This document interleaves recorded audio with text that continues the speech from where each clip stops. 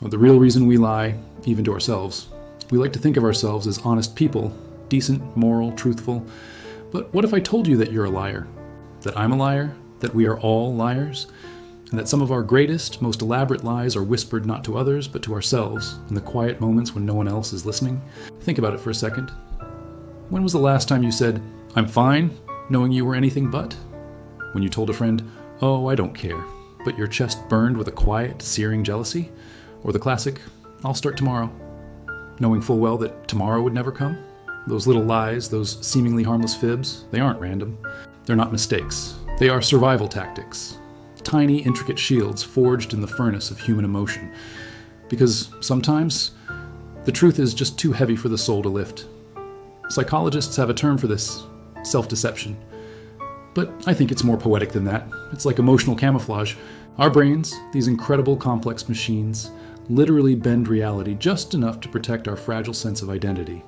It's the mind's way of gently saying, "Hey, let's not look too closely over there. We might not like what we see." Back in the 1970s, a social psychologist named Leon Festinger gave us a powerful framework for this. He called it cognitive dissonance. This is the mental discomfort, the inner tension we feel when our beliefs clash with our actions. For example, you believe you're a healthy person, but you just ate an entire pizza by yourself. The dissonance is that uncomfortable feeling. To ease that tension, what does the mind do? It doesn't change the action. The pizza is gone. Instead, it edits the story.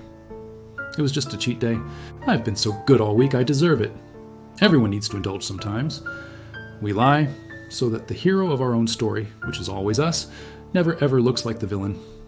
You see, human beings are not hardwired to handle pure, unfiltered truth 24/7, the absolute stark reality of our flaws, our fears, and our failures. It could shatter us. And so the lie, if told gently enough, can feel like a warm blanket on a cold night. It feels like comfort. It gives us permission to keep going, to wake up in the morning, put a smile on our face, and survive another day in a world that can often feel overwhelming. But here's the twist, the quiet danger in this coping mechanism. The more we lie to ourselves, the more we drift away from who we really are.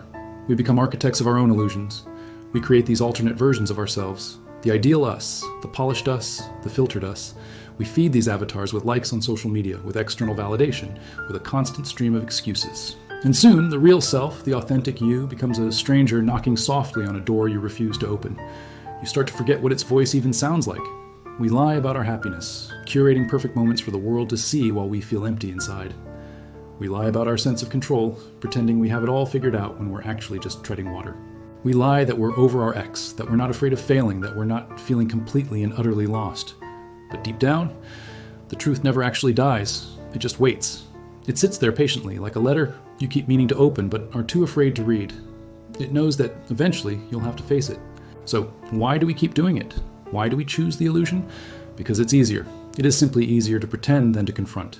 Because pain avoided feels, in the moment, so much better than pain faced.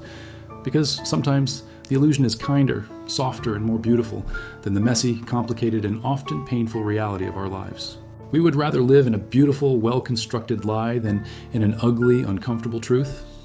But here's the great paradox of the human condition. Only when we dare to face that truth, no matter how jagged, no matter how uncomfortable, do we actually find freedom. It's not the lie that saves us in the long run. It's the courage to admit we've been lying. The strength to look in the mirror and say, "This isn't working. This isn't me." Maybe that's what real honesty is. It's not the complete absence of lies, because we're human and we're flawed. Real honesty is the willingness to unlearn them. It's the daily practice of checking in with ourselves and asking, what's really going on here? It's about peeling back the layers of self-deception, one by one, even if it stings.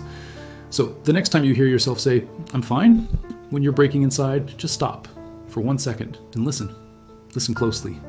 That trembling voice you're trying to silence, that feeling in your gut that you're trying to ignore, that isn't your weakness. It's not something to be ashamed of. It's your truth. And it's just trying to find its way home. Thank you so much for watching. If this resonated with you, I'd be so grateful if you like this video and subscribe to the channel for more conversations like this. It really helps us grow this community. Take care of yourselves and be a little more honest with yourself today.